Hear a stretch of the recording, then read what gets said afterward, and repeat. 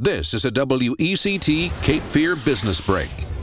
Hello, I'm Eric Hine. With me today is Chris Vonderau from the law offices of Chris Vonderau. How are you doing today, Chris? I'm doing very well. How are you? Doing excellent. Great to have you here. Good to be here. We have a couple questions from some of our viewers I want to read to you. Sylvia from Southport writes in, I am facing a foreclosure, but I do not want to file for bankruptcy. What are my options? Okay, start off with what would happen in a foreclosure. Ultimately, in most foreclosures, the property is sold and then there's a deficiency. There's an amount that's still owed to the bank even after they sell it. So the question is, what do they do with that? They can sue you, they can pursue you for up to 10 years, get a judgment, etc. Bankruptcy can certainly address that, but there are cases where people don't want to, may not need to other than that.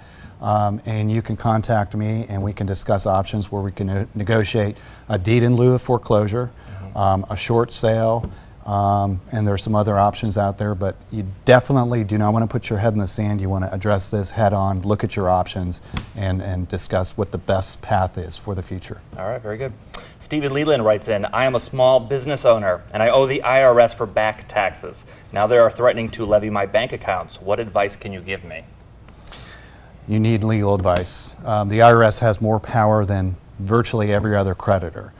They can garnish wages, they can levy bank accounts, they can seize assets, they can do all kinds of stuff.